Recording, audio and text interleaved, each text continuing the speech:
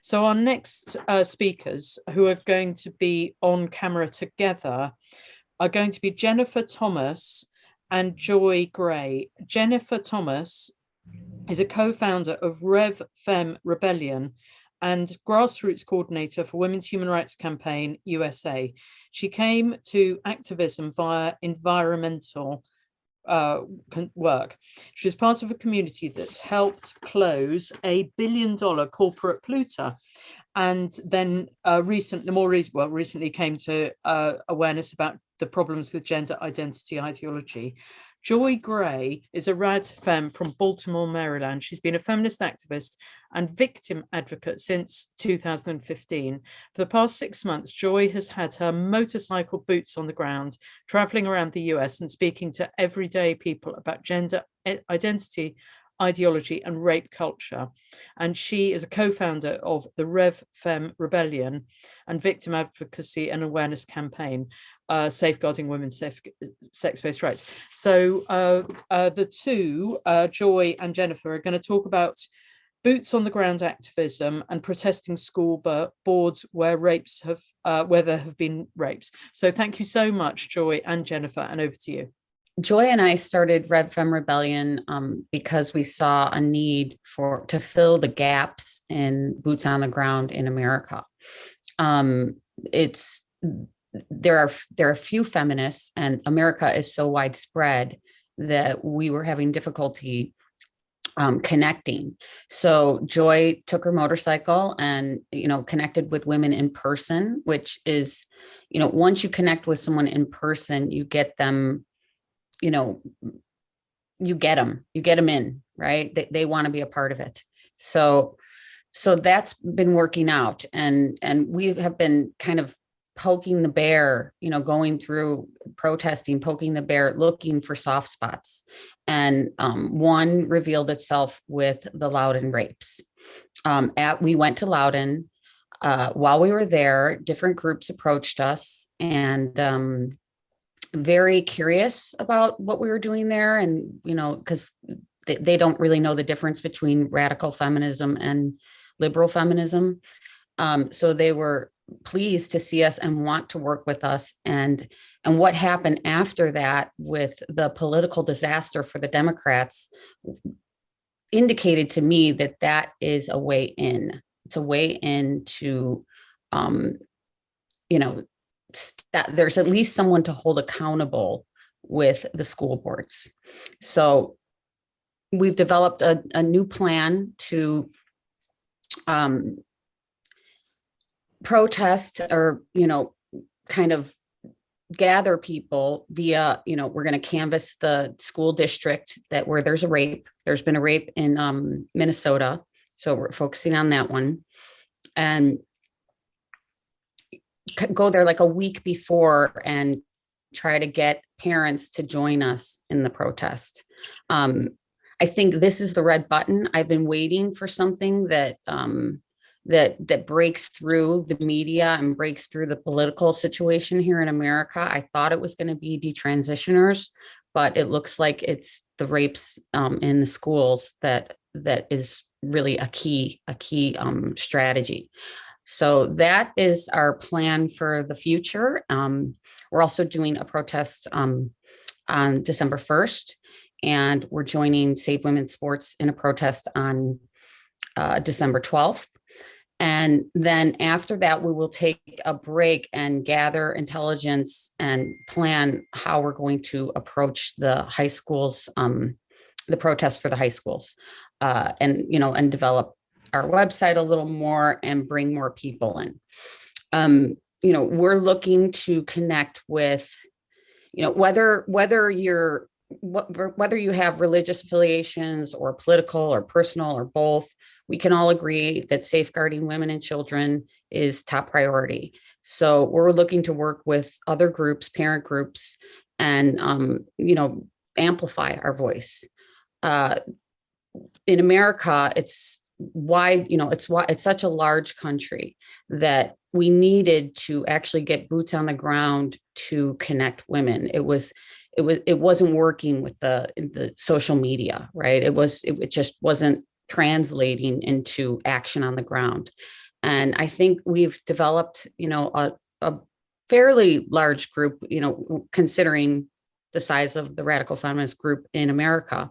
And I think that we can really kind of wedge ourselves in with this high school situation, because under Biden's EO, any school that wants to receive federal money has to comply with these gender, policies that they're putting in the schools, and they're in all the schools.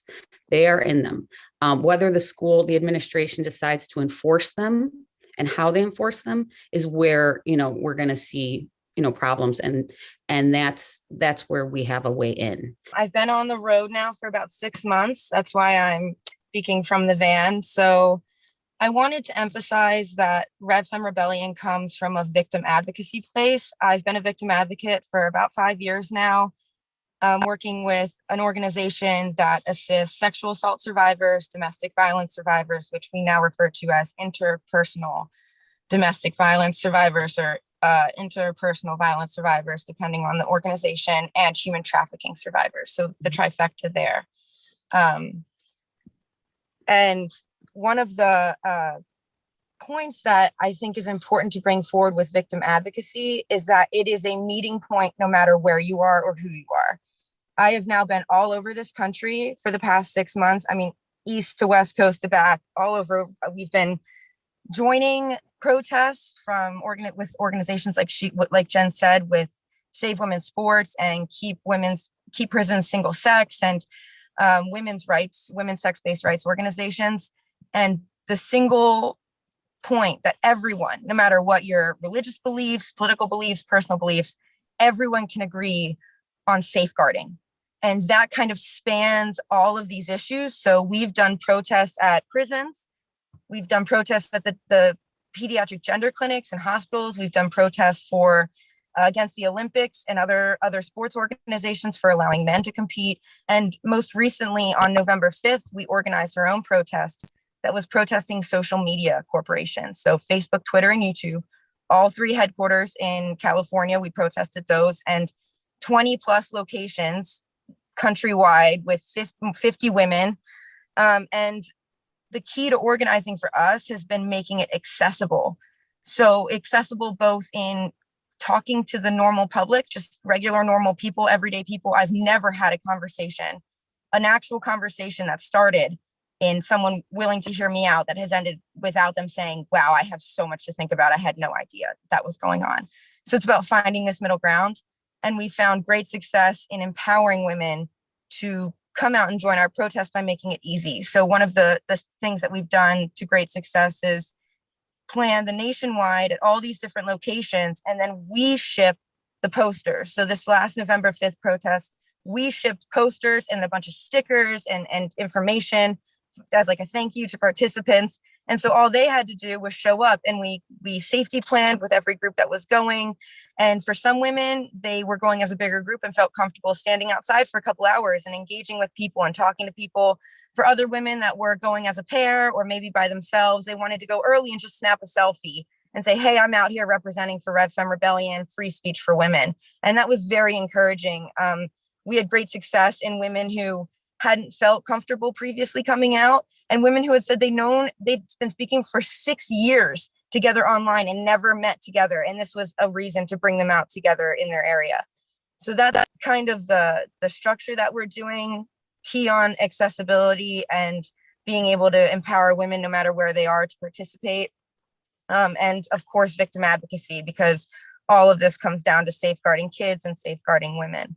So I was really thankful when I wound up at Jen's home in Chicago, kind of left there halfway through this, wondering, what am I going to do? She empowered me and she said, your message is important, your voice is important. And she's been amazing in helping create an organization that's all about connecting women. So thank you so much, Jen. I'm going to put the social media contacts for all of us in our organization. Like Jen said, we're building our website, feministrevolution.us. And our goal for the website is a point of reference for anybody who wants to connect, no matter where they are in America and outside of it. And our Zoom meetings are very casual on Friday. We're about making it fun, making it really relaxed and encouraging women. So I put the Zoom link in there, Friday nights, 8 p.m. Central. That's 9 p.m. Eastern. It's all in there. We'd love to see anybody who wants to come hang out and talk with us. We encourage promoting each other's stuff. So if there's a campaign or something you're working on that you want us to promote, just bring it to us. We'd love to help support you and just connect people and women everywhere. It really is like the gym or anything else. Showing up is half the battle, and it's amazing what showing up can do. And that we as an organization have just put the emphasis on nonviolent direct action.